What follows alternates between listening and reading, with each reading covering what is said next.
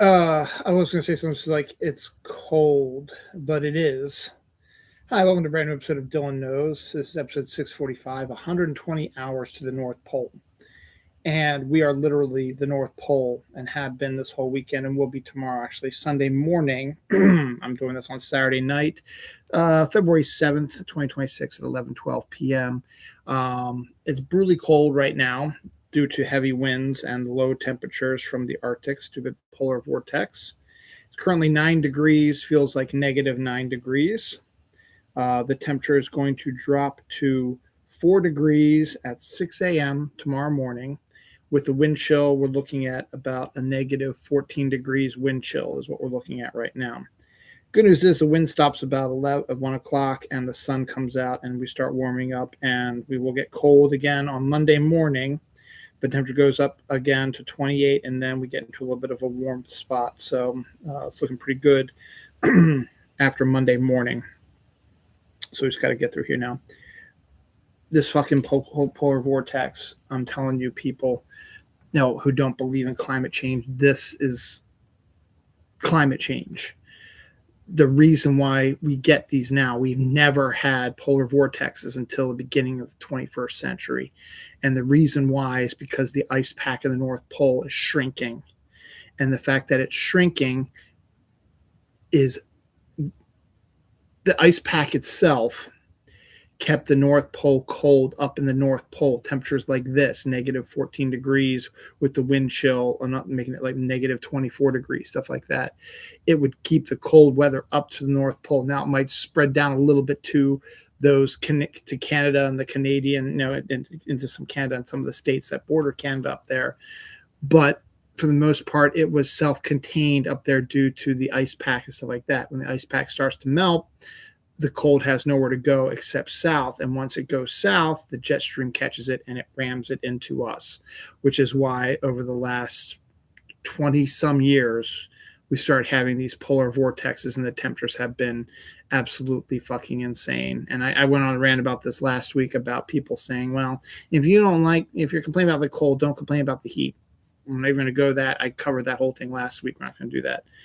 This is fucking excessive. And I wrote that, and some dude's like, it's just the way nature is. Like, no, it isn't. These temperatures should not come down to our area. The temperature should be, on average, between 30 and 40 degrees during this month. Actually, closer to 40 degrees now. The sun is starting to come out a little bit more.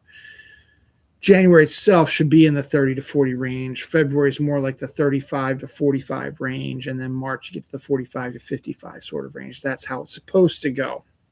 And you can make a similar case. Now, there's no ice pack for heat, but you can also make a statement that the reason why we have excessive fucking heat also during the winter, or not during winter, during the summer, is due to climate change as well, because the temperature is rising on the planet. So we get more hot temperatures, stuff like that. So I'm already anticipating more 100-degree fucking weeks and disgusting humidity, and I'm not looking forward to that.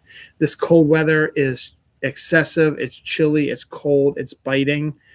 But you put on a sweatshirt, you have on a hat, you put on socks, you put on a coat, you wrap up in a blanket, you're going to be fine. When it gets to be excessively hot, you have nowhere to go except nudity. And then even then, nudity doesn't help because it's so fucking excessively hot.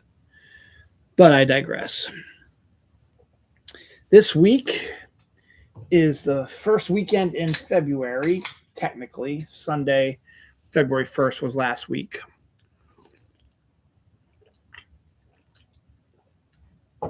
Starting off some bad news. My daughter, who failed her first driving test last Saturday, had a chance to get it on Monday, Groundhog Day. She failed again. And the same thing as the course, she had issues with that again. The first time it happened immediately. She at least finished the course. The second time. So now we have to wait until at least now the 21st of February to do it again. So we'll see. But you know what?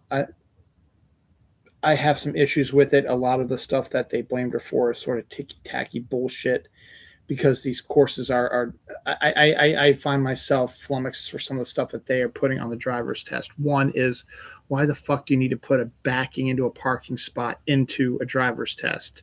Same thing with parallel parking. You don't really do that. Yes, you need to know how to do it, sure, but it's not necessity. It's not like, oh my God, everywhere you have to parallel park. No, you fucking don't. Same thing, there's no fucking reason for you to have to pull back into a parking spot. There's no fucking reason to do that. None. And so you have to do that now instead of parallel parking. And she forgot to signal that she was backing into a spot. So they took a point off of that. I was like, are you fucking kidding me? Really? Who the fuck does that? No one that I drive behind who pulls into parking spots ever signals that they're doing that bullshit. They just stop in the middle of the road, and then you see their reverse lights come on and they back in there. And then it takes them fucking forever to get into the spot. And they come out, they think they're in, you get ready to move, and then they pop back out because they're not straight. They have to straighten themselves out and put them back in. And that's where the other ticky-tacky one is. My daughter did the same thing. She started backing in. She felt it wasn't going to be go good. So she stopped halfway, reoriented, straightened it out, backed in perfectly. They gave her points off for that. It's like, are you fucking kidding me? We've had this massive snowpack that we've been having over the last 2 weeks now. And this excessive cold has turned roads into white salt wastelands. And the same goes for these courses, because you have to have the ice melted on the course so people can drive safely on the course. So there's still lots of salt residue on the roads. And the lines that they have defining the road lanes are not clearly marked. So my daughter's having trouble seeing them. So she wrote some of the lines like that, marked off points for that. If she went out to the fucking road, she wouldn't be doing that. She nails it on the main roads. If you took her out the main road, she fucking nailed this test. But it's all this ticky-tacky bullshit for the driver's test. And then when you're at a stop sign on the course and it's a dead end, there's nowhere else to go except to the right or to the left. She didn't signal to go that way. Yeah, I know, but there's no other fucking way to go. And I told her a bunch of times, just overdo everything because they're anal about this bullshit. So it's like ticky-tacky bullshit like that is what caused her to fail again.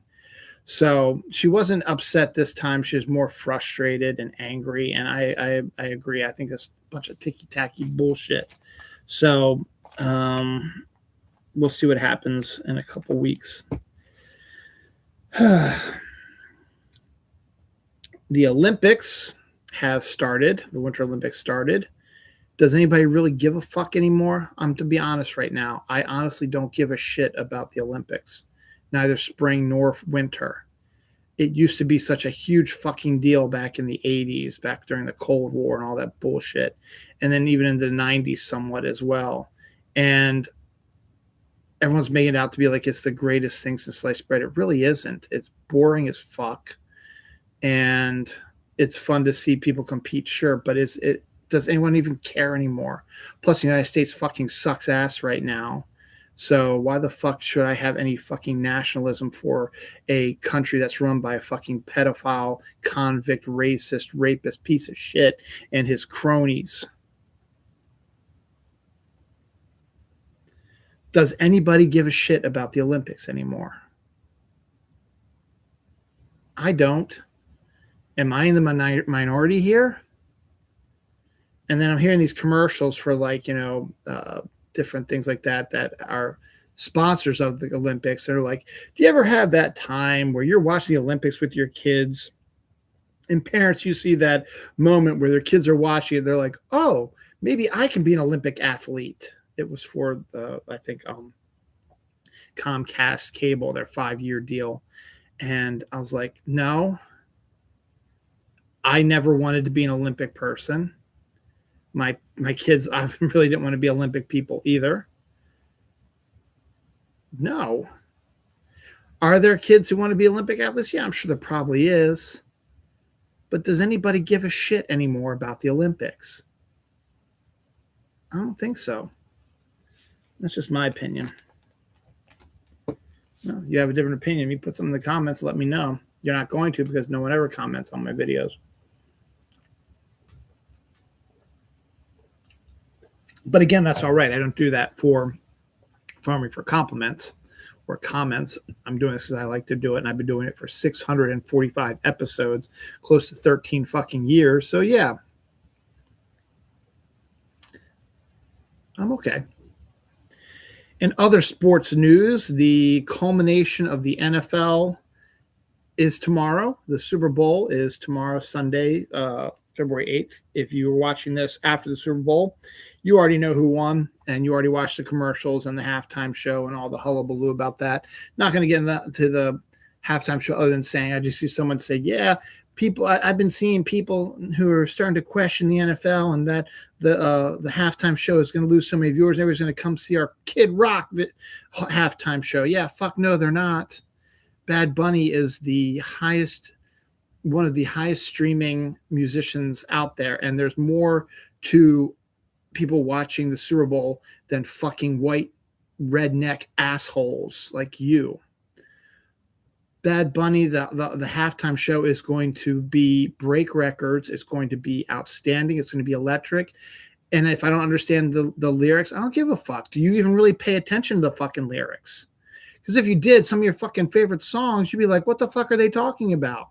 Why do I like this song? They're talking about this bullshit. You don't listen for the lyrics. You listen for the music and how it makes you feel on the beat and stuff like that. And the way other people react to it. The Super Bowl is, in a lot of people's eyes, week one. I'm okay with it because I don't want to see the Chiefs and I don't want to see the Eagles. I see them all the fucking time. I'm one of the people that is anti, what do you call them? Legacies or whatever. Would I like to see the Ravens win 5 straight Super Bowls? Sure, why not? But it gets boring after a while, really, to be honest. You're always in the fucking Super Bowl. You're always winning it or you're always playing in it at least. Yeah, it's great for the athletes. That's what they do, but it's kind of fucking boring for the regular fans. They're like, they're in it again. Yippee, you know? I don't like seeing these dynasties or legacies anymore. I like seeing different teams get a chance to play it every year. I would like to see the Ravens get back within the Lamar years because I like to see what Lamar would like to do in a Super Bowl. I like to see him win a Super Bowl ring because he deserves it. And maybe with our new coaching staff. By the way, the coach, Minter, head coach, just hired his dad to be on his staff, which I think is awesome. So that's pretty cool. But we're not talking about the Ravens because the Ravens aren't involved in this. We have the Seahawks and the Patriots. Now, back when I used to do the comic show with MJ Khan, we always did our show the first weekend in the month, which was always around the time of the Super Bowl. So MJ, who is a Carolina Panthers fan, and I would have, before we did our comic show, we'd have a Man Day episode, which half of it was talking about the Super Bowl and the matchups and stuff like that. And then we'd talk about the comics, which is what our show was about. And I kind of missed that, the interactions with MJ. Haven't seen him on any of the social media, so I'm hoping he's living his best life right now. And hoping he's not in any danger or any problems. So I'm hoping he's in good shape. And if you're watching this, MJ, hey, give me a little ringy ding and see how you're doing. But I remember our Man Day bets, and maybe I'll see if he still has an active account on X or something like that. I doubt it because MJ's the type of guy I probably wouldn't. But maybe I'll send something to him. But we used to have discussions about this. I'm not really going to discuss Super Bowl too much now, but we have the Patriots who are coached by Mike Vrabel without Tom Brady. So we have Drake May, who is the quarterback, who is injured. So we don't know how 100% he's going to be at. And they barely won the championship game last week, and they haven't really been scoring a lot of points. They're really kind of a defensive team. Their offense has kind of sputtered lately. Seahawks also have a punishing defense as well, but they put up more points with Sam Darnold, and he's got a better supporting cast around him. I'm edging for the Seahawks because Mike McDonald, who's the coach of the Seahawks, was a former Ravens defensive coordinator back when the Ravens were the last time the Ravens were the number 1 seed in the playoffs. And we ended up losing because John Harbaugh and his coaching staff is ridiculous. Offensive coaching staff is ridiculous, and we should have won those games. We should have made the Super Bowl that year, but that was a Taylor Swift year, so obviously it was stacked against us anyway.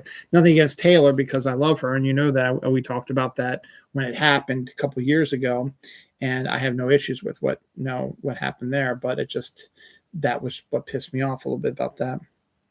He's coaching it. The owner is a woman who got it when her husband passed away, and she's going to be kind of forced to have to sell it after the season. The city of Seattle loves her. The team loves her, but she can't afford to control it anymore. And on the flip side, you have Robert Kraft, who was caught in a massage parlor sex scandal, was the owner during all the other scandals during the Belichick Brady years, and is a strident MAGA piece of shit. And I think was in the Epstein files as well. Same with the owner of the Giants, which is crazy. And Mike Vrabel, who was on those Belichick Brady teams, is kind of a dickhead, you know? When he took over the Tennessee Titans, he was a real kind of big dickhead, really, particularly to the Ravens again, and is kind of a piece of shit. So I really don't want the Patriots to win. Plus, I don't want to, after we finally knock the Chiefs out, to have the Patriots come back and reclaim their dynasty again. It's fucking stupid.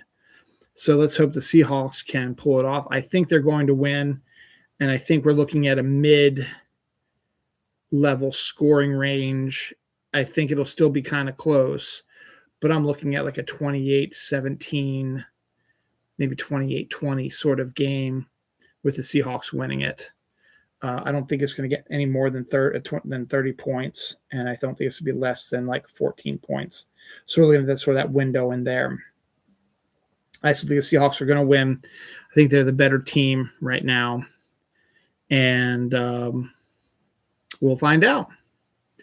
The second year in a row, I successfully ran my company's Super Bowl pool. My numbers kind of suck ass, but that's okay. It's part of the fun. I got all the money set, $125 a quarter. We've got the names, we've got the numbers, everything's set, and we're just waiting for some football.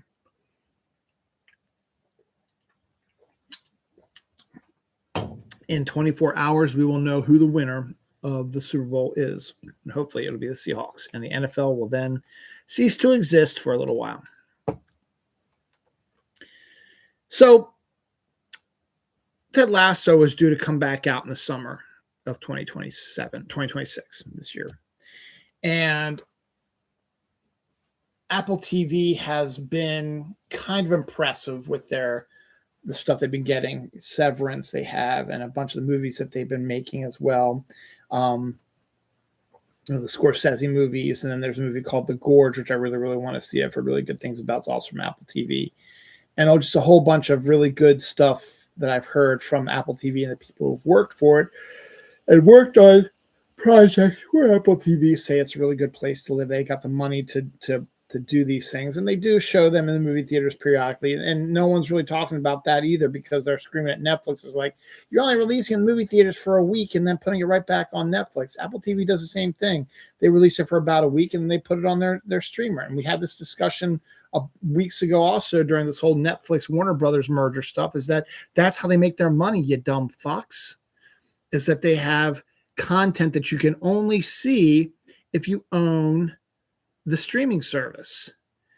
If you debuted every movie in movie theaters or released every one of your shows on physical media, why the fuck would anybody want to pay for a streaming service? You lose your streaming money. But people are complaining about, because they want to watch these shows and these movies, but they don't want to pay for the Apple TV subscription. Don't you get it? That's the whole point. Their whole point of being is to make money. And the only way they make money is to get you to buy a subscription to their streamer and see these things that you're dying to see. That's why they don't release the physical media, why they only release movies for about a week. And you guys just went after Netflix about doing that. Apple TV does it also. Peacock does it also. Paramount does it also. That being said, though, with the Ted Lasso coming out this summer due to being tied into the World Cup, I want to watch the new season live because I did not get into Ted Lasso till they released it on physical media, which was a surprise to me that they actually did that. But it took them a couple years after the third season ended for them to do that. So I don't want to wait a couple years to get the fourth season of Ted Lasso. I want to kind of watch it when it comes out. So I may have to get Apple TV. Now, I was talking about this.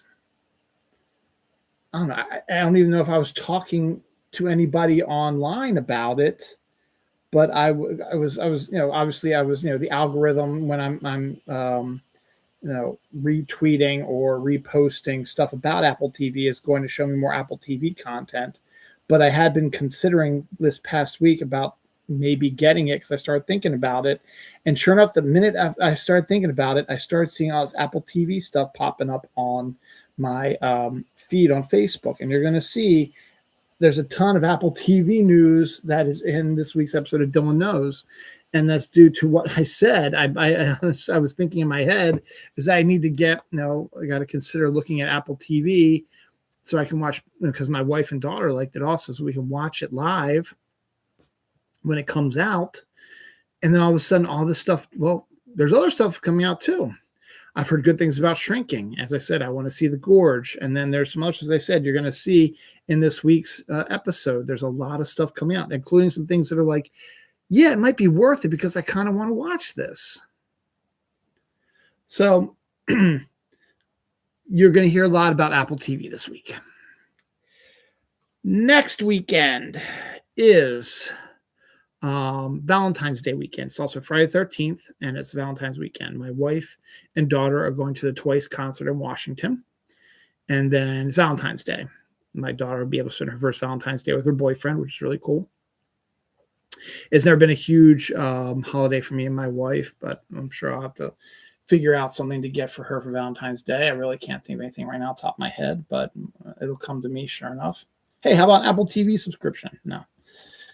Anyway, but Fortnite, which has never really done a Valentine's Day event. They do Valentine's Day skins. They have that. And then maybe when Valentine's Day hits, they do like special one-off stuff like that. They're actually doing a Valentine's Day event that started on Friday.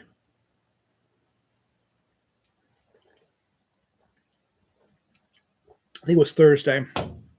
Start on Thursday because I think I uploaded it on Friday. It was already a day out.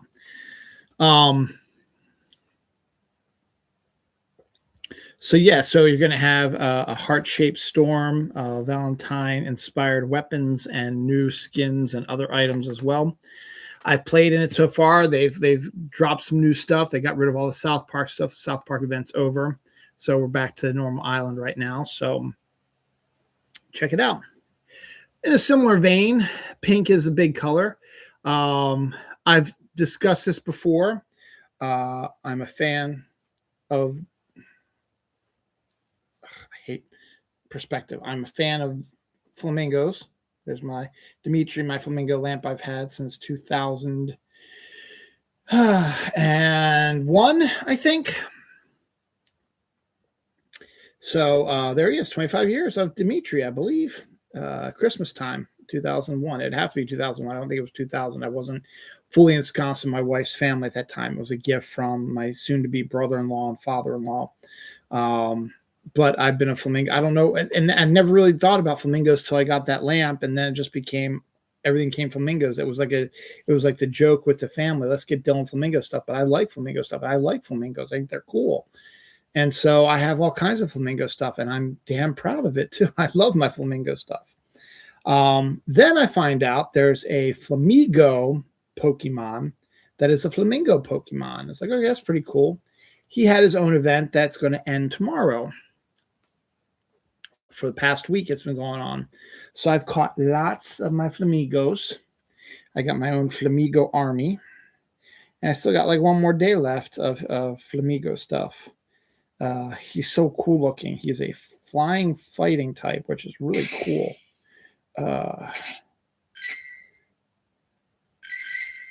See, there's Flamigo. Let's see if I can get it. Good. You can't really get it. There he is. You can see him a little bit on there. Here's Flamigo. Here's the noise he makes. So I like my Flamigo. Ugh, eggs.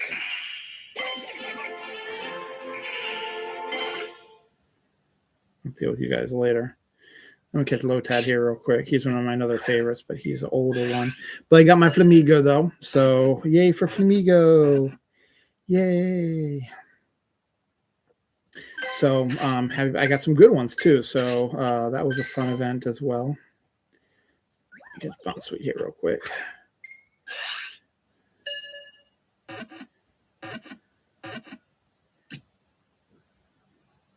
There's an event that's going to end in about 20 minutes, so I'm not even going to make it. So I'm just going to end it there. Boom. And get back to my show. So yay, Flamigo. You all know I'm a big fan of David Lynch. He's one of my favorite characters or favorite directors and favorite people. He passed away last year, right around this time, actually back in January of last year. Anyway, before he passed away, he was working on something for Netflix called, and this is still one of the coolest names, and I'm eventually going to use it as a title for one of my episodes of the show. I just didn't want to use it for this week's one because of the weather. Unrecorded Night, which is such a great name. And he had scripts ready for it. No one really knew exactly what it was going to be, but he was going to be working on it. Now, actually, I'm getting warm here. Somebody take this off for now. Put it back on if I get too cold. Because now I can feel it's starting to get cold in my head now. But it's not as hot as it was. Anyway. But Unrecorded Night, and fans have been dying to know what it was, and they were afraid that they were never going to find out what it was going to be about. Well, David's daughter Jennifer, who's a director in her own right, announced on her social media this week that her and her family and the David Lynch Trust or whatever is working a deal with Netflix to release the scripts for Unrecorded Night sometime down the line, so the fans can read and see what David's vision was for Unrecorded Night. They said don't go to other websites who might have leaks. Therefore, we will officially release all of them. Just give us some time. So I think that's great, and I can't wait to read the Unrecorded Night. If the scripts come available sometime this year and it comes up on my feed and I'm able to read some of them, maybe I'll name that episode Unrecorded Night, or it might just come up sometime. It's such a great title. Unrecorded Night is so cool. And it's disappointing we're not going to see that anymore.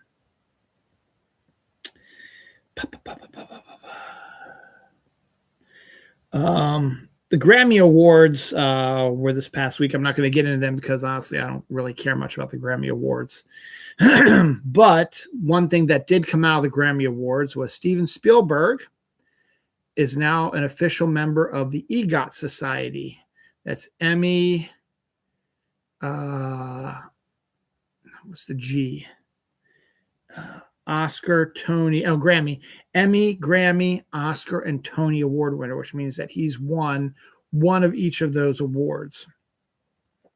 He won the Grammy because he produced the John Williams CD or whatever that won, or the John Williams documentary or whatever. He produced it and it won the Grammy for best whatever. So since he's a producer, he gets a Grammy for it. He won his Emmy probably for Amazing Stories. I remember him doing that before.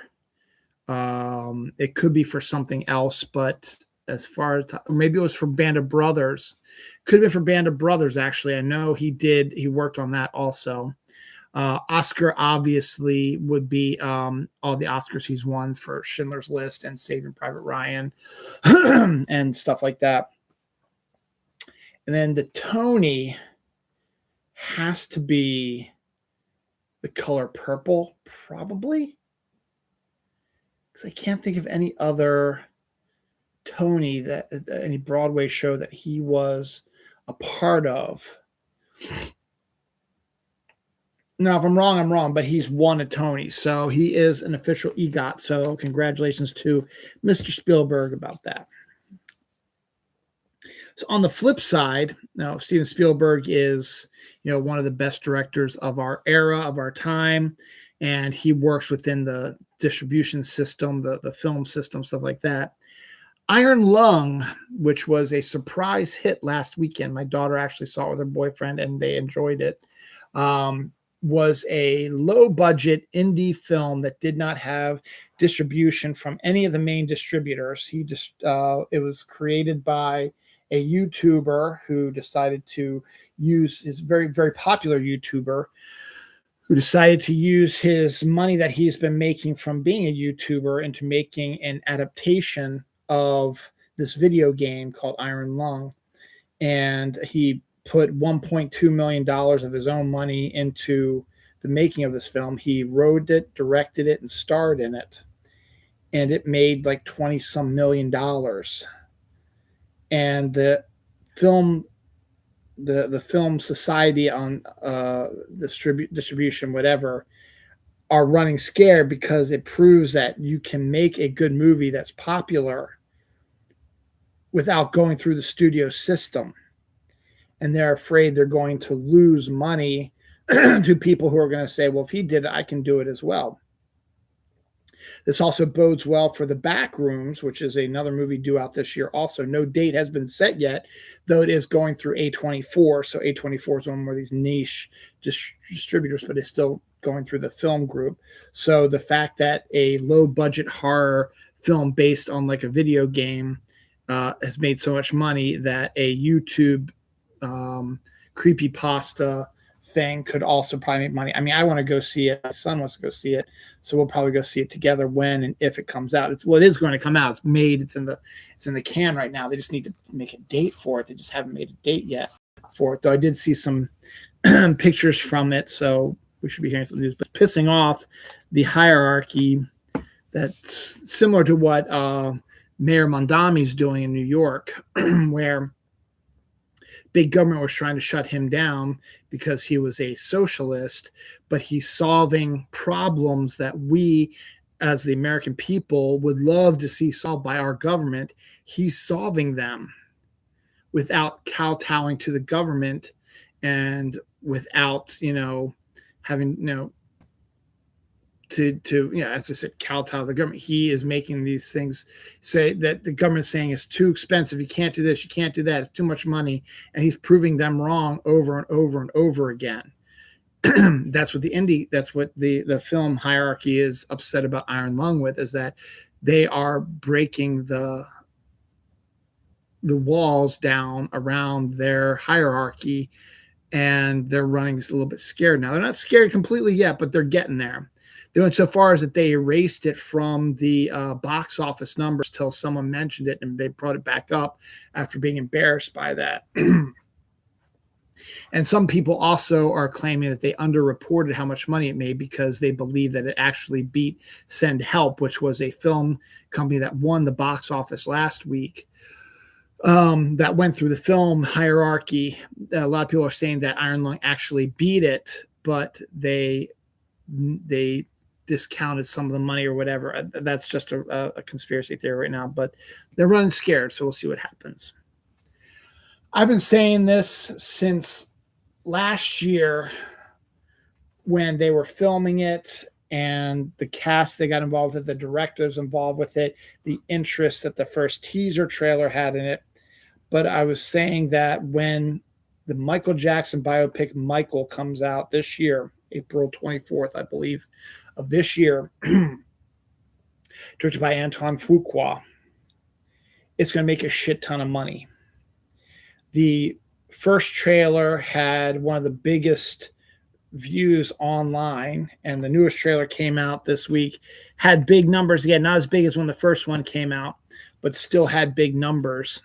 So I am projecting that Michael is going to make a shit ton of money at the box office, Could I be wrong? Sure, but we're releasing it the week before, excuse me, the summer movie season kind of kicks off.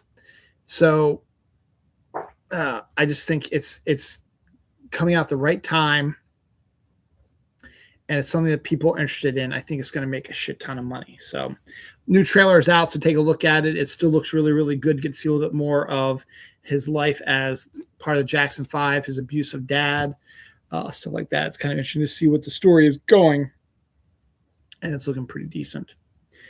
So the Artemis 2 lunar orbit mission, which is going to send people actually to orbit the moon, was set to go up on February 6th. Got scrubbed earlier this week due to some issues, and now the next launch window will not be until March. Pedro Pascal has replaced Joaquin Phoenix in De Noche. I think we already discussed this before. Came out a while before. We got our first look at In the Blink of an Eye. Andrew Stanton, the director of WALL-E and Finding Nemo, his live-action 3 storyline covering 1,000 years sci-fi drama set to debut February 27th on Hulu. We got our first look at that. Todd Harthan and Todd Helbig are now the new creative team for the Disney Plus Aragon live-action series, which has been rumored to be getting done, but has now officially been announced on Disney Plus with a creative team now. So fans of Aragon, you're in luck. You're going to be seeing a Disney Plus version of that coming up soon. Kierna Shipka and Cole Sprouse are set to star in the rom-com Goodbye Girl. Ooh, that one is also going to star Natalie Dyer. That is that one, okay.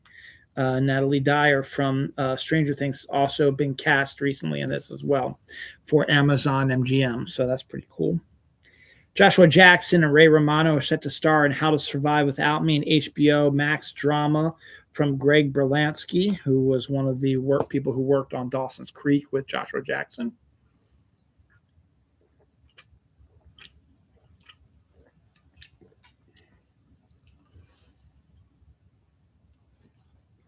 It was also the creative mind behind The Flash as well, Greg Berlanti.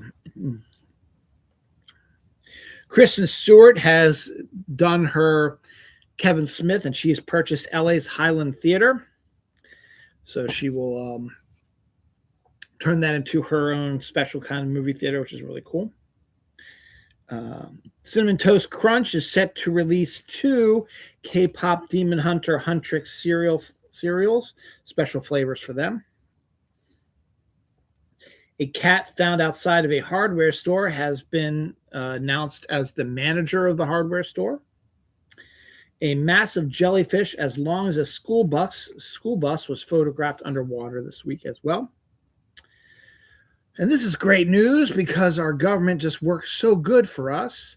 The new poverty line for Americans is American families that make $140,000 a year, which is close to what me and my wife make. So we are part of the poverty line now. Isn't that great? Are we winning yet? Are we?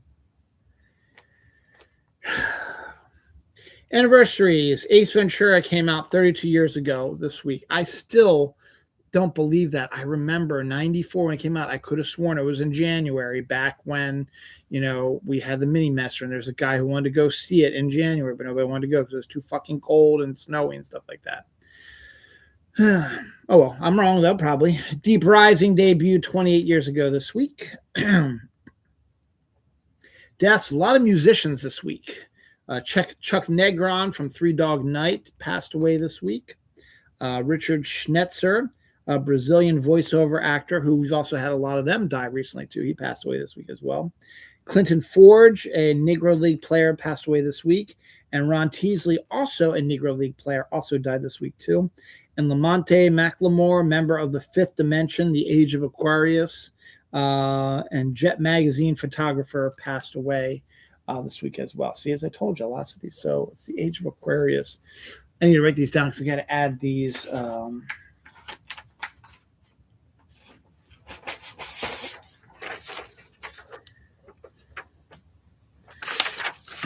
So, Age of Aquarius, Fifth Dimension, Three Dog Night, which I've already done. These are all the bands I'm going to have to add to my my playlist for 2026. I like to add musicians who died. I think Cake is one of those. Television. If I can find a song that I like, I'm not necessarily going to do it for all of them, but I'm just going to see what I can find. All right.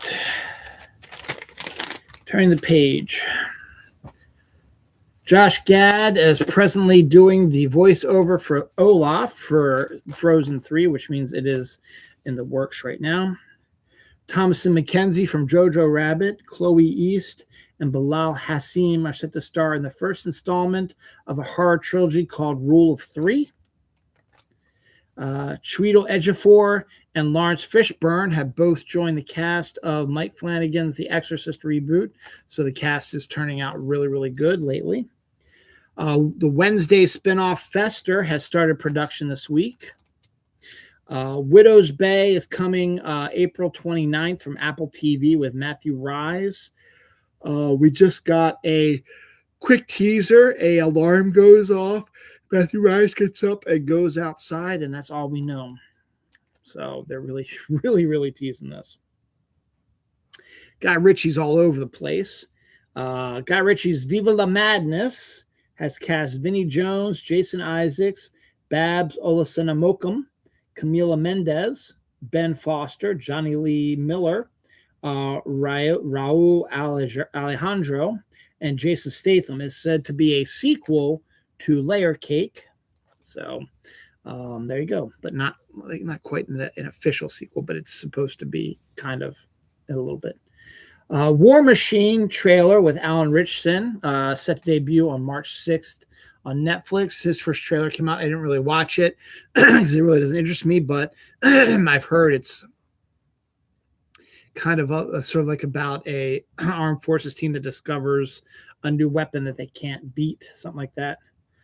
The Westminster Dog Show paid tribute to Catherine O'Hara before the show for her performance in Best in Show.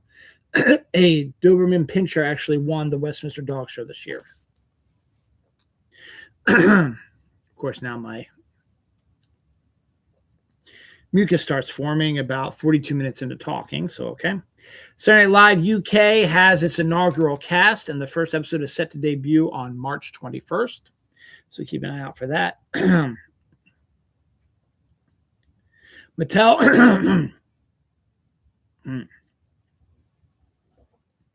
Mattel has chosen Tracy Lehman to write and direct a new live-action version of Tony the Tattooed Man, which is some kind of toy that I never knew about, but apparently is a real toy, and they're making a movie about it. The first Apple... Stop it. The first Apple TV news, July 15th, Lucky with Anya Taylor-Joy. We got our first look at the trailer on Apple TV. Timothy Olyphant, Annette Bening, Ingenue Ellis, and Drew Story, something like that, are set to be in this TV show. Matchbox, the movie based on the Cars, with John Cena, is set to debut on Apple TV on October 9th. Jessica Biel, Sam Richardson, Teyana Paris, and Arthur Castro are all cast in as well. We get our first look at that. Posters for the drama set to debut April 3rd with Robert Pattinson and Zendaya are out. A24 has picked up the rights to the Texas Chainsaw Massacre. A TV series produced by Glenn Powell and a new movie are in the works now. Yippee. I'm so excited. Also from Apple TV, set to debut July 24th, we get our first look at The Dink, the pickleball movie with Ben Stiller, Jake Johnson, Patton Oswalt, Ed Harris, Mary Steenburgen, Andy Roddick, Chloe Fineman, Chris Parnell, and Anita Chan. So I'm betting somewhere in that window in July, we're going to see some Ted Lasso stuff also. I mean, you got Lucky, you got The Dink, so why not do a Ted Lasso thing as well? The Last of Us season 3 is set to be the last one of the show based on the video game. Jorge Lindenberg Jr. replaces Danny Ramirez, and Cleo Duvall has joined the cast as well for the new season that started filming. First look at Tatiana Maslany in Maximum Pleasure Guaranteed, coming out May 20th, where she plays a soccer mom. First look at Mayday, an Apple TV movie with Ryan Reynolds and Kenneth Branagh, set to debut September 4th on Apple TV. Jake Gyllenhaal and Harrison Query join Kill Switch, a Sicario-esque thriller on Netflix. Neon is adapting the horror video game Exit 8, set to debut April 10th. A Man on the Inside, the Ted Danson series from the creators of The Good Place, Brooklyn Nine-Nine, is getting a third season. Apple TV's new adaptation of Cape Fear. We get our first look at that with Patrick Wilson, Javier Bardem, and Amy Adams. It's a series, limited series based on the movie. The movies, I should say, the Scorsese one is based on one from the 1960s. Also from Apple TV, set to debut March 18th. Imperfect Women trailer with Kerry Washington, Elizabeth Moss, and Kate Mara. We get that as well.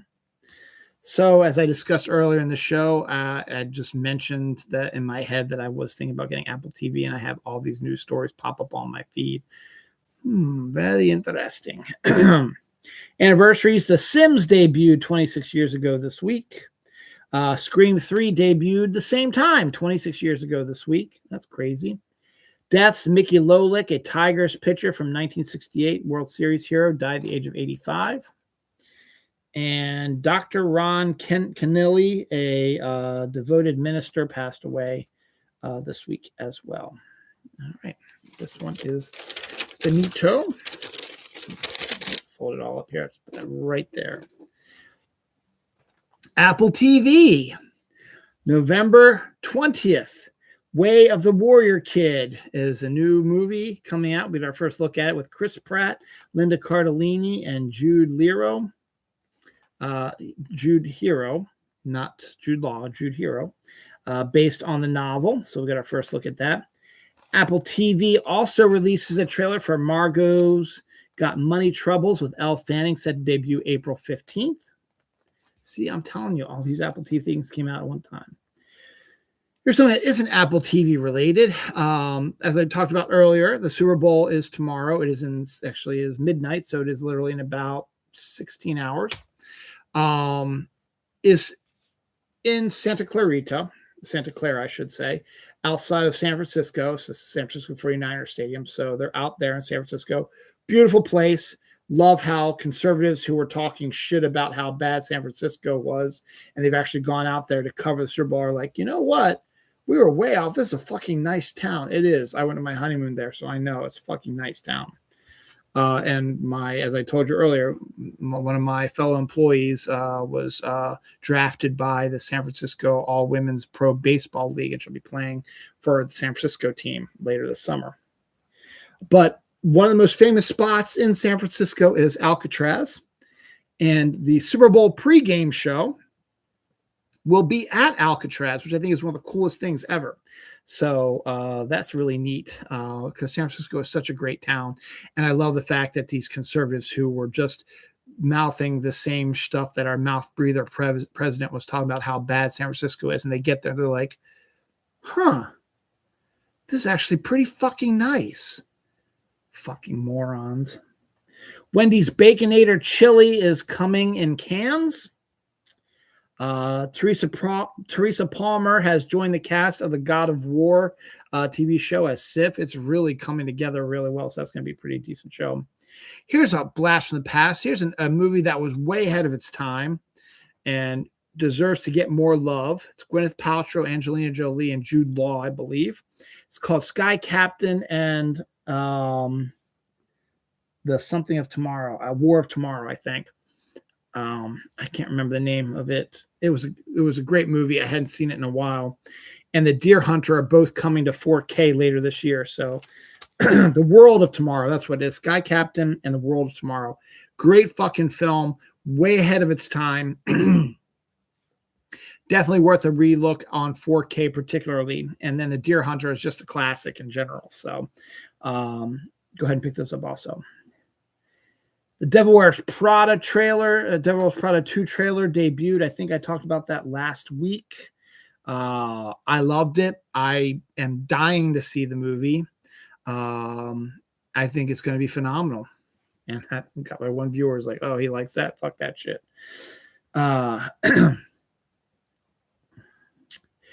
Here's one of my favorite actors. Ethan Hawke is set to join Orlando Bloom and Zaya Guarian to star in The Last of the Tribe, a jungle thriller. Rift Tracks is set to crowdsource a reboot return of MST3K with almost the entire original cast. Mike Nelson, who took over for the previous guy, will be returning with the rest of the original OGs. So that's pretty cool. See that? Groundhog Day was on Monday, and the groundhog, as I predicted last week, and I expected it to happen, predicted 6 more weeks of winter, and this fucking shit that's happening right now is obvious reasons for that. Josh D'Amaro is the new Disney CEO. Don't know much about him, so we'll see if he is any good. Wild Cherry Pepsi Lip Gloss Sunscreen coming this summer. So it's a lip gloss and a sunscreen, I believe. Set to come out this summer that tastes like Wild Cherry Pepsi.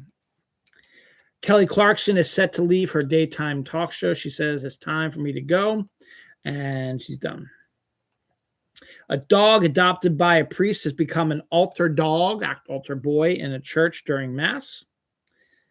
Blood Aces, a TV show on MGM with Sylvester Stallone and Cole Hauser, is in the works right now.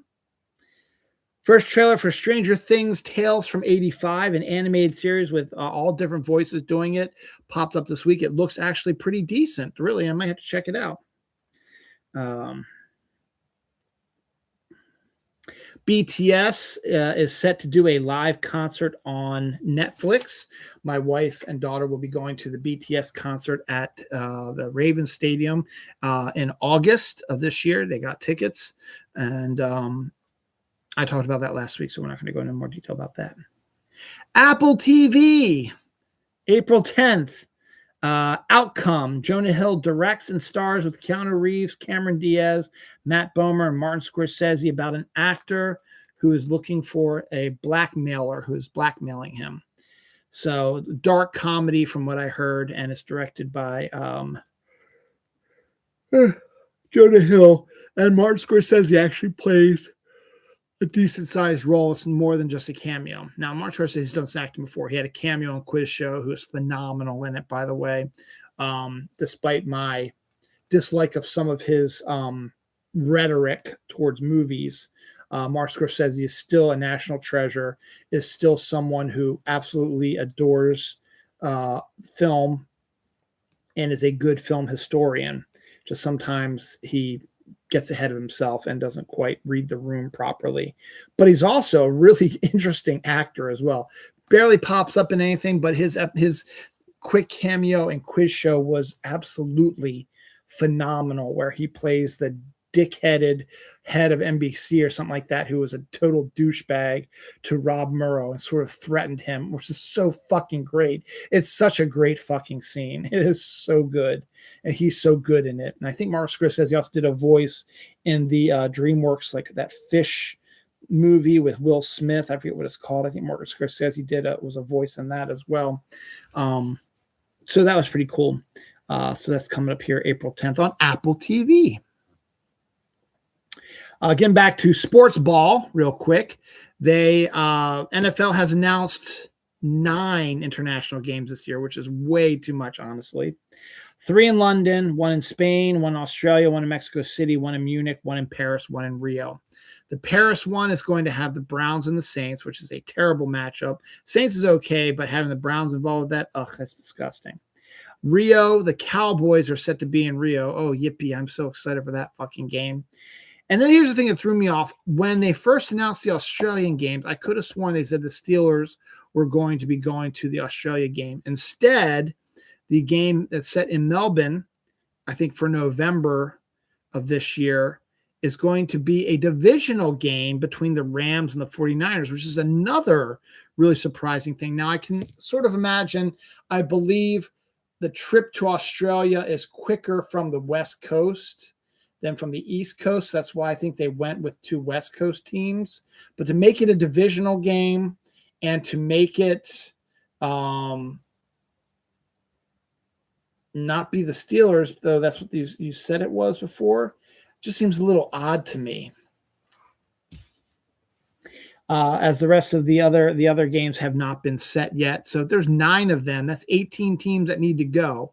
Now, I know Jacksonville's probably going to hit 2 of the London ones because they always do. But that still leaves a ton of stuff. So the Ravens might get an international game this year. The Washington Commanders might get a national game this year. You just don't know.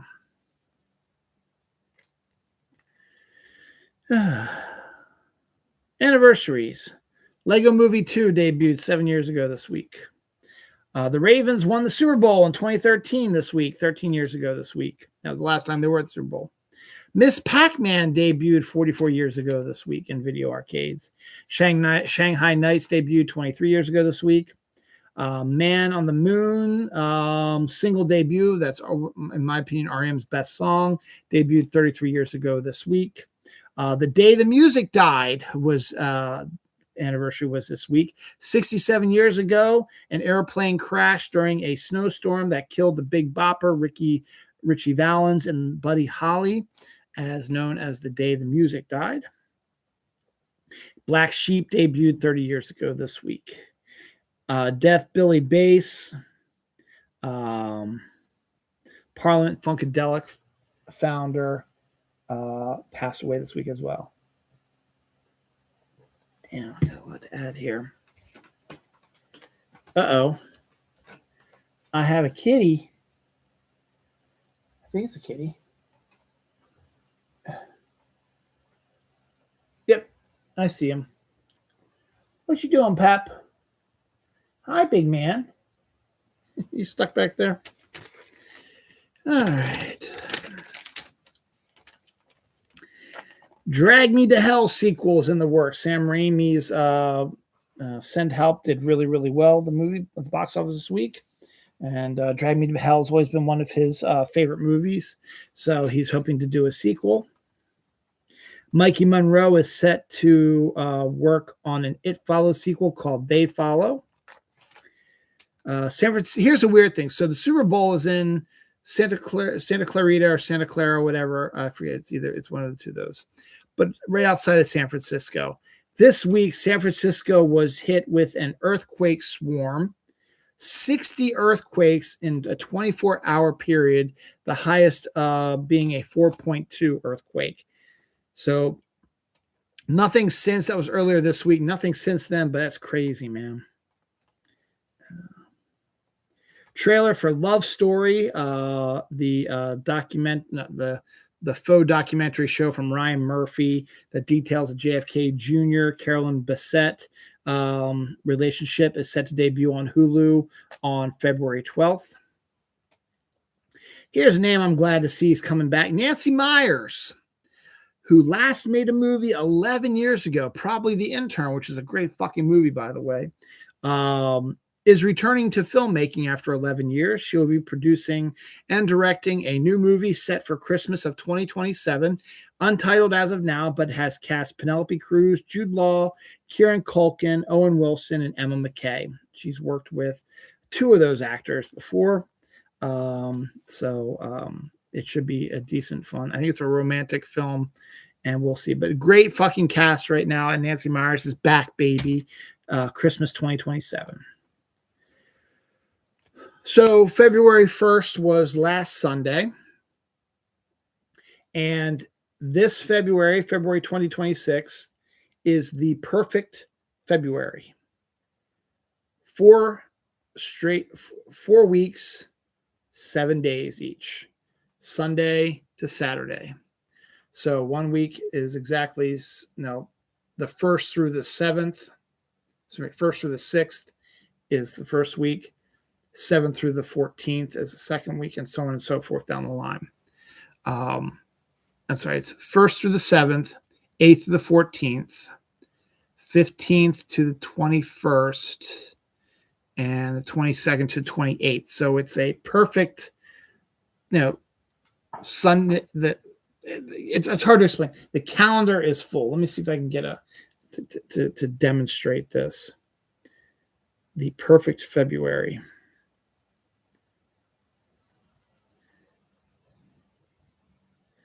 See, it is.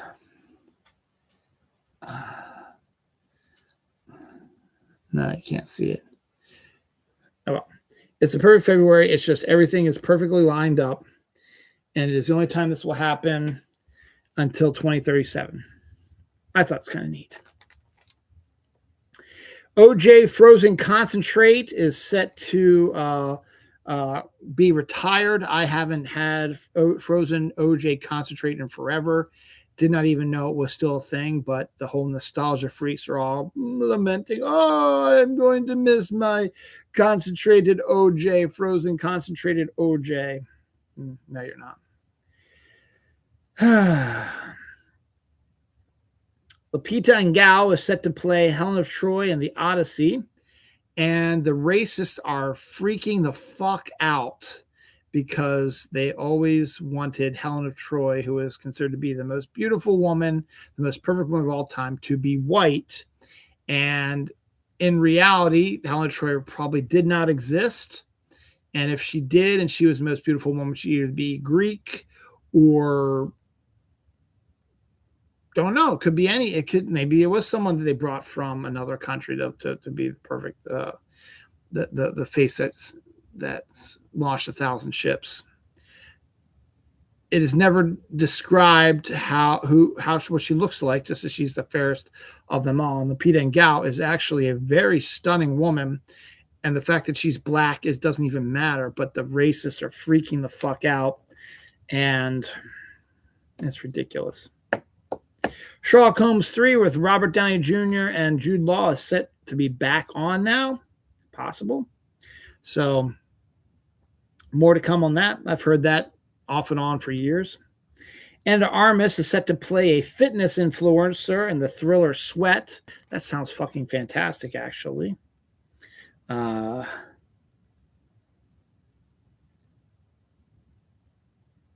Mr. Pibb is releasing a Thrillin' vanilla flavor and a Punchin' peach flavor later this year. A Metroid film, don't know if it said live action or animated, is in the works right now as well.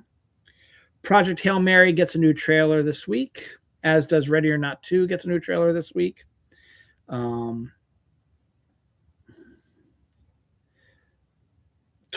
Down, a new TV show, a new movie with a great cast starring Ashley Judd. It's a sports drama called 21 Down, starring Ashley Judd. Has got a killer cast. I think it's a TV show. I have Nia Vardalos, Dylan Walsh, Richard T. Jones, Moira Kelly, Joshua Molina, and I can't read Mike Cuellar or something like that. I can't read who the last name is. Said join Ashley Judd in the series. It's actually a fucking killer cast. So it's outstanding. JFK assassination film that's being held by the government may reveal the proof of a second gunman. All hell broke loose on November 22nd, 1963, when John F. Kennedy was assassinated in Dallas. Everybody knows about the Zapruder film that was released publicly and has been the one that stoked the conspiracy theories about John F. Kennedy's death. But there is a bunch of other people who were on the scene as well, who are taking photographs and were filming stuff with their movie cameras, and they have never been released. The films and pictures, the people have, but the film and the camera and the camera footage have not. Supposedly, there is film footage taken looking right onto the grassy knoll, which is where they say the second shooter was. That proves that the grassy knoll had a second shooter. We don't know, but it's interesting that someone actually has come out and said, yeah, there's proof that there's a second shooter. It's just it's under government control right now. Here's some good news that we really kind of need at this time right now. Flint, Michigan, who's been without clean water for close to 20, 30 years, something like that, finally has clean water. Finally fucking has clean water. No thanks really to the government. Now, there have been parts of the government. President Obama helped out a lot. I think President Biden probably helped out a little bit also. But none of the other real Republican presidents had helped out to try to get that water cleaned or stuff taken care of. In fact, they were trying to sweep it under the rug. But the fact that Flint, Michigan now has clean water again is fucking outstanding. It seems like it's been close to 30 years that we've been talking about this. So good on that. Usagi Yojimbo, which is a great comic book from Stan Sakai, is set to get a reboot coming in a brand new comic series set in the 1980s, which would be kind of interesting to see how you bring that Samurai Rabbit into the 1980s sort of life here. Japanese government officially grants Godzilla citizenship and appoints him as tourism ambassador. So congratulations to you, Godzilla. Bees have been seen playing just for fun. They've been filming bees just playing for fun. And the video game Baldur's Gate is getting a live action adaptation that's in the works. That's to be framed around Game 3's storyline. It's from the Last of Us co-creator, so it's going to be pretty good. The NFL awards came out this week. Matt Stafford was the MVP. Myles Garrett was Defensive Player of the Year. Let me see if I can get some of these NFL honors here. NFL honors. Matthew Stafford, MVP. Bobby Wagner, Walter Payton Award. Jackson Smith, Njigba, Offensive Player. Mike Vrabel, Coach of the Year. Myles Garrett, Defensive Player of the Year. Tataroa McMillan, Offensive Rookie of the Year. Christian McCaffrey, Comeback Player of the Year. Carson Schwezinger, Defensive Rookie of the Year. Caleb Williams, NFL Play winner. Christian McCaffrey, Salute to Service winner. Josh McDaniels, Best Assistant Coach. Buda Baker gets the Art Rooney Award. Jackson Smith Jigba gets the Ground Player, as is Christian McCaffrey. Tyler Show wins Rookie of the Year. Myles Garrett wins the Deacon Jones Award. Drake May is the Air Player of the Award. Dylan Smith, David Ettinger, David won the Don Shula Coaching Award. James Cook won the Jim Brown Award, and Joe Thuney won the NFL Protector of the Year. So there's your NFL honors awards. Deaths this week. Charles C. Stevenson Jr., character actor, who was the bartender Smitty on Will and Grace, died at the age of 95. Dan Coleman, an NFL player, passed away this week. Arlene Houston, Houston Gordon, former Rockford Peach on the All-American Girls baseball team, passed away. Woody King Jr., actor, producer, director of the New Federal Theater, helped bring out Black voices in cinema and theater. Anniversaries, the G.I. Joe figures debuted 62 years ago this week. They were dolls first, and they became smaller action figures in the 1980s when they were revamped. All right, and that one is done.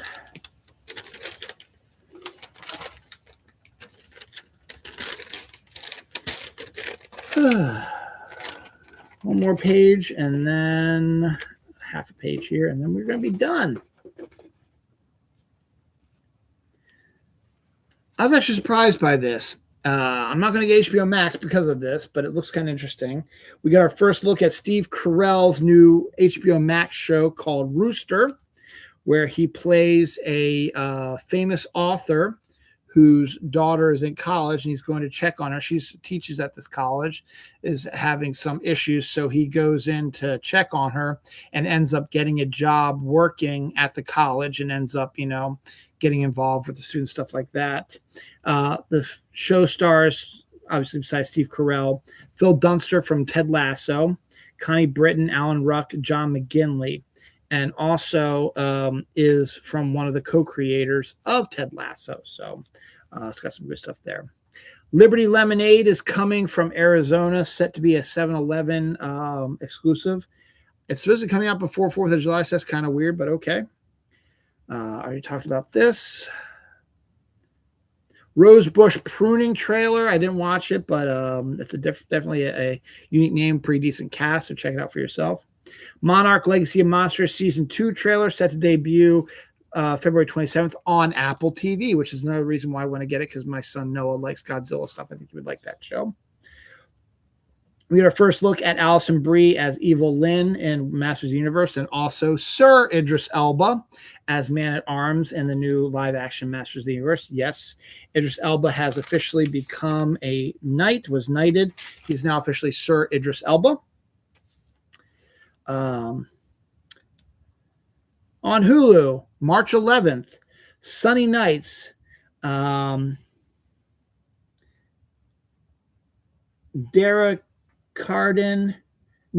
Carden and Will Forte in a spray tan comedy drama.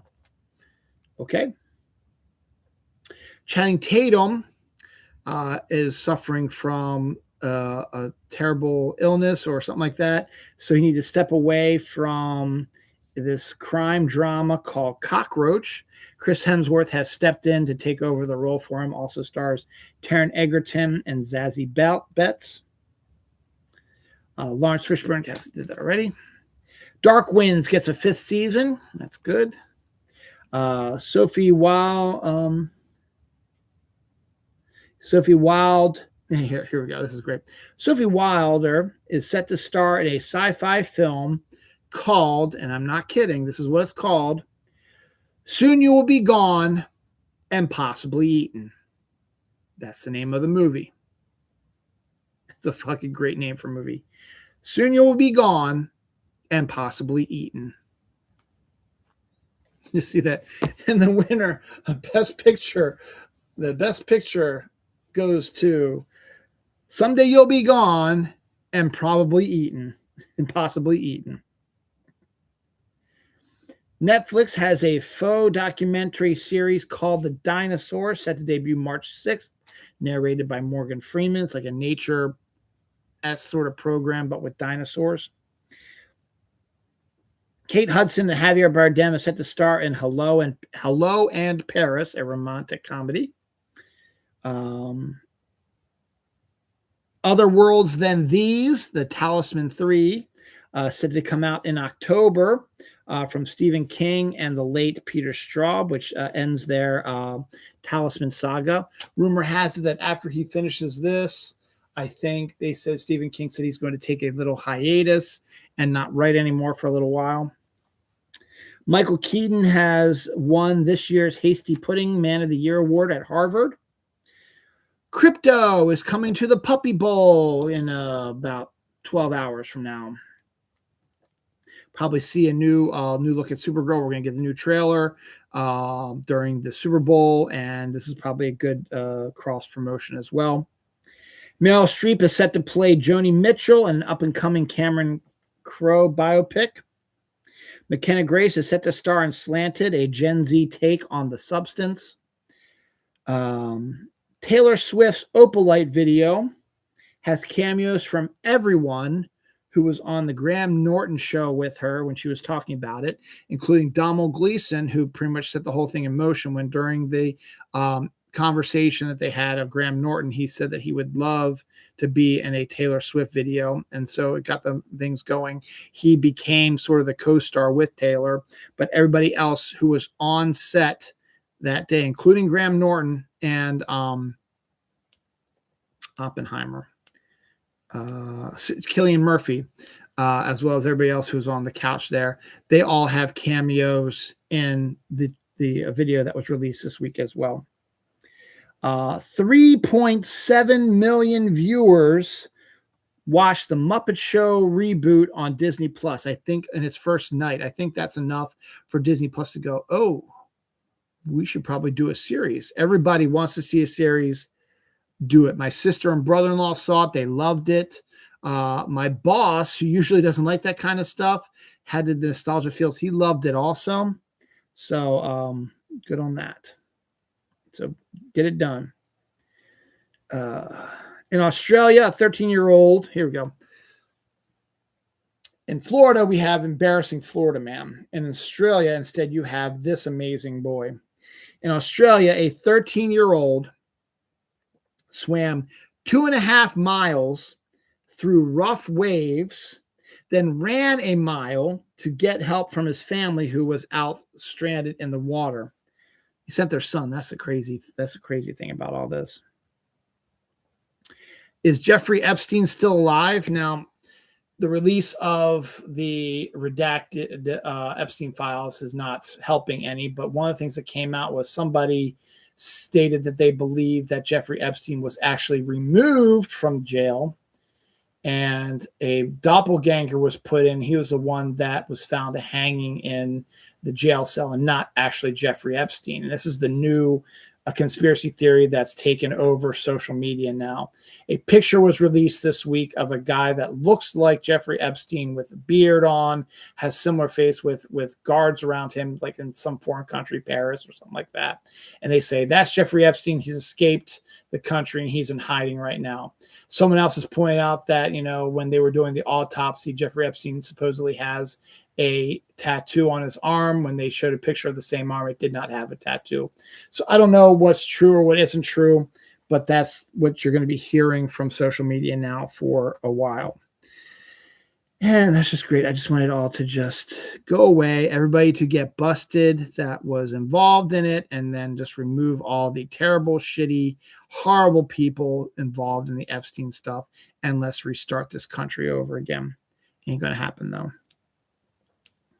Couple of date changes for upcoming movies that people were kind of excited about, and both date changes are actually beneficial. The Mike Flanagan scripted Clayface movie set in the James Gunn DCU is more of a horror, R-rated horror film, has moved from its September 18th slot to October 23rd. And if it is indeed going to be kind of like a horror comic show, having it released in October is absolutely fucking genius. And it's about fucking time people start listening to my dumb ass. Here's another one also. M. Night Shyamalan's movie Remain, which he co-wrote with the guy who wrote The Notebook, is a romantic ghost story with Ryan, the guy who played Ken. Ryan, what's his fucking face?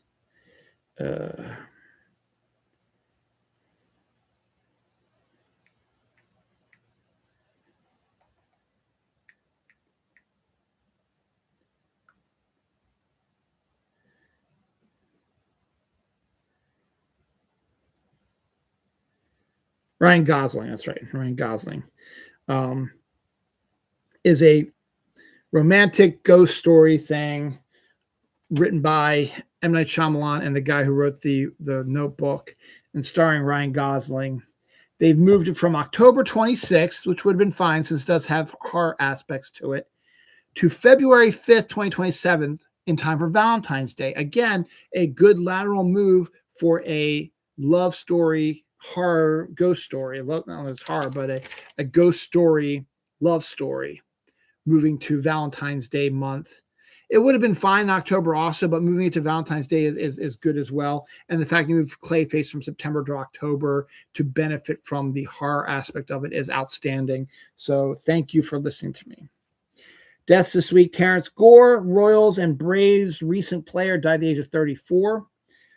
This one hurt for my family. Sonny Jorgensen, former quarterback for the Washington Redskins, and also the announcer on the radio for years, one of my father-in-law's favorite players. He passed away this week as well. Anniversaries. Peter Pan debuted 73 years ago this week. And The Dark Knight Returns, the comic book by Frank Miller, its first issue came out 40 years ago this week. A Head Full of Ghosts has cast David Harbour, Rebecca Hall, and Esme Creed Miles.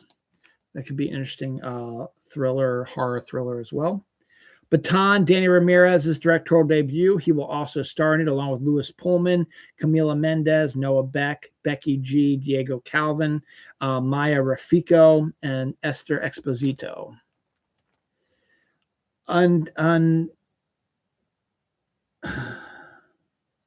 Untamed, I guess. Yeah, that's right. Untamed Season 2 moves Eric Bana's National Park Ranger from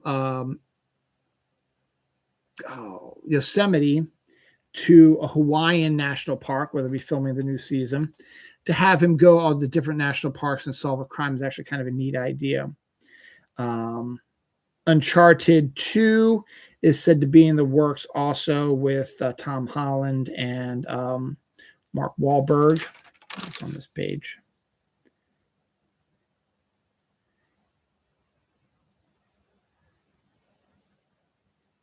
Guess not. Takeshi Miike's untitled horror film cast Charlie XCX, Miley Alcock, Norman Reedus, Kiko Mizuhara, and Sho Kazumatsu. That should be an interesting one as well.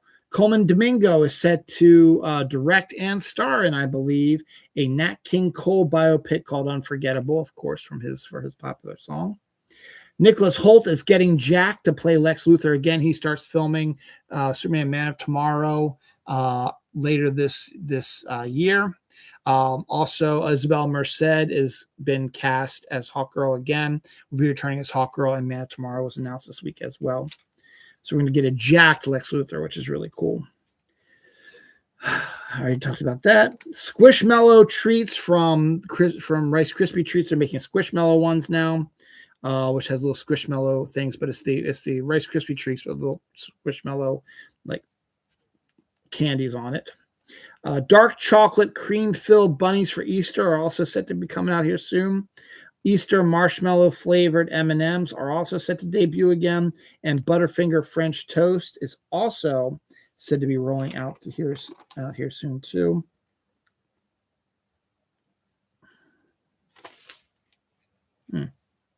Starburst Spring Berry Burst Jelly Beans are also due to come out too. This is kind of interesting.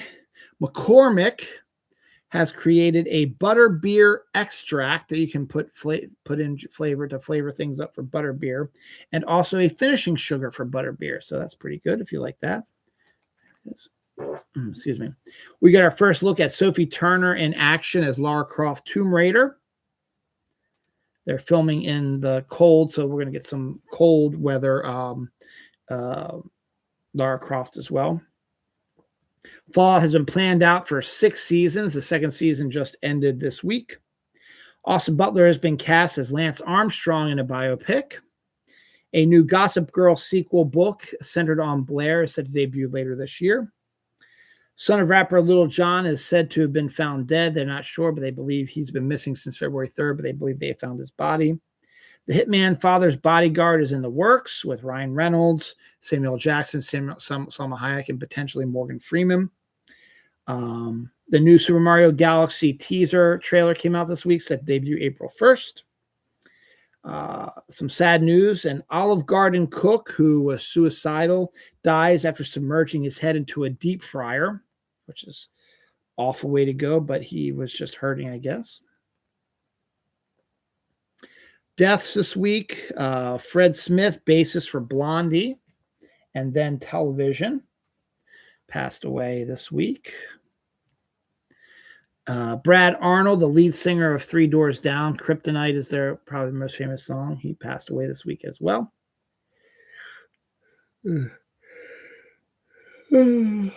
Anniversaries. Coraline debuted 17 years ago this week.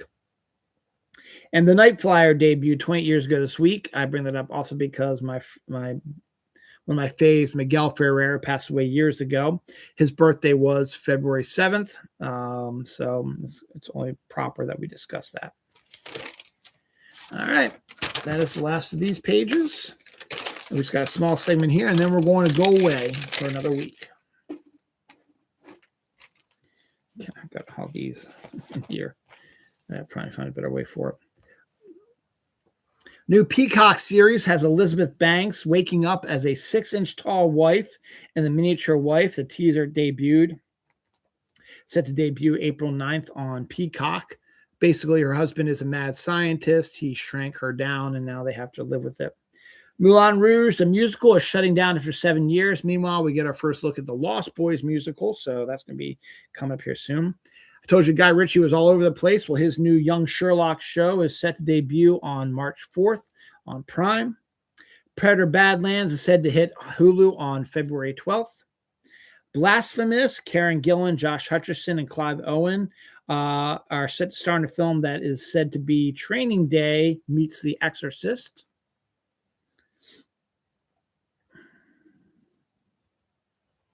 Tatiana Taylor's directorial debut, Got Light, debuts April 9th, 2027. Yeah, that'd be the last story then. Baltigore, an anthology movie series about Baltimore through Deadly Tales, is debuting soon with John Waters as the host and Bill Moseley as one of the co-stars. That's kind of interesting. An anthology series filmed and set in Baltimore about horror stuff that happens in Baltimore with John Waters as the host is fucking fantastic. And it's the first I heard of it right before I got on the show. I saw that, so that's pretty cool. So before I get to the final story of the week, an anniversary, How to Lose a Guy in 10 Days, debuted 23 years ago this week. FX, a film that not a lot of people talk about with Brian Brown, debuted 40 years ago this week. It's about a FX guy and I think Brian Dennehy is the other guy in it, and a police officer who uses the effects guy to use his special effects to help solve crimes. There was a sequel that came out also. Pretty decent. Excuse me. Founding member of Cake, Greg Brown, passed away this week as well. Final story of the week had to be weather related because it is. If you are feeling not right, if something feels off in your body right now, I tell you, I feel a little off right now. A little muscle fatigue. My stomach's hurting a little bit, a little slight headache here and there. Just normal stuff I didn't really think much about. But weathermen are saying if you're feeling a bit off, blame the barometer. The barometric pressure is very, very low in this gust of 120 hours from the North Pole wind that's coming down to descend upon us. That's going to sit on us through Monday morning. The barometric pressure is so low that it will affect your physiology as well. So if you're feeling a little off, you can blame the barometric pressure. It's supposed to go away by Monday afternoon and evening. It's supposed to be a good upcoming week weather-wise. Next week, we get a Friday the 13th. We get a Valentine's Day. And my wife and daughter go to the Twice concert. And this pen, still working pretty good. And that's what we're doing it. Oh, we'll have our Super Bowl winner also.